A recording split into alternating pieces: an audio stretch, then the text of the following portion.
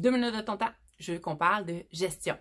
Oh non, non, Sandra, fais-toi-en pas, je sais c'est quoi de la gestion. Quand mon chien met ses pattes sur le comptoir, je le descends systématiquement. Ah, quand mon chien il jappe dehors, fais-toi-en pas, là, il jappe pas une éternité, là, je le prends, je le rentre en dedans. Inquiète-toi pas, là, j'en fais de la gestion. Ouais. Ouais, c'est que c'est pas exactement ça, de la gestion. En fait, la gestion, c'est pas d'intervenir sur un comportement qui est problématique. La gestion, c'est de faire en sorte que ce comportement-là se manifeste pas. C'est quoi? Ça va au-delà de ça même. Ça va au-delà de ça parce que c'est aussi faire en sorte qu'une émotion qui apporte une problématique ne se manifeste pas non plus. Okay? Je pense par exemple à un cas d'anxiété de séparation. Le chien qui stresse, OK? Il peut ne pas avoir de comportement problématique, mais l'émotion est présente quand même. Donc, la gestion, c'est faire en sorte que le comportement problématique ou l'état d'esprit problématique ne se manifeste pas.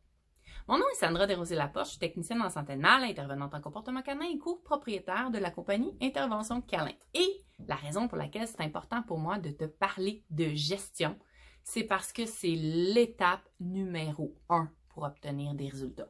Et non seulement c'est l'étape numéro 1 pour obtenir des résultats, mais c'est aussi la dernière chose qu'on enlève dans l'équation. Okay? Ça veut dire qu'on met en place notre gestion, on a plein de stratégies à venir mettre en place, puis une fois que ces stratégies-là sont fonctionnelles, on peut se permettre de retirer progressivement notre gestion. Ouais. OK. Et pourquoi on fait ça? Parce que à chaque fois que ton chien pratique un comportement qui est problématique, bien, il y a une connexion neurologique dans son cerveau qui est renforcée, okay? Qui est améliorée. Et puis, ce qui va arriver, en fait, c'est que confronté à une situation, ou même à une situation qui est similaire, le chien, là, le cerveau du chien, il passera pas par 42 millions de chemins, là. Il en connaît un qui est fonctionnel depuis le début. Penses-tu vraiment qu'il va aller se perdre dans le bois? Pas en tout, il va l'emprunter, l'autoroute, OK? Puis là, toi, dans toute ta bonne volonté, tu essaies de créer un nouveau chemin, OK? Tu mets de la valeur sur autre chose. Mais tu as une autoroute, là, OK, qui est fonctionnelle, puis tu as ton petit chemin de campagne que tu es en train de défricher.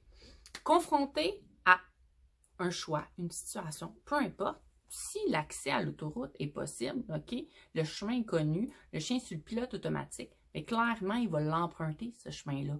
Fait que si tu ne mets pas un gros X, OK, devant le chemin, OK, raccourci de l'autre côté, le chien va l'emprunter, ce chemin-là. Il va l'emprunter, il va l'emprunter, il va renforcer encore cette connexion neurologique-là pendant que toi, tu tentes, par tous tes moyens, de défricher un autre chemin. OK? C'est super important de comprendre la gestion, de savoir comment la mettre en place. Là, je le sais, j'ai dépassé mon 2 minutes, mais j'en ai tellement à dire sur la gestion. C'est tellement important de comprendre la gestion, comment on doit la mettre en place, OK, puis pourquoi elle est hyper importante. Donc, si le sujet t'intéresse, je t'invite à venir nous rejoindre sur le groupe Quand l'entraînement devient un jeu d'enfant avec intervention câlin. C'est là qu'on partage tous nos secrets.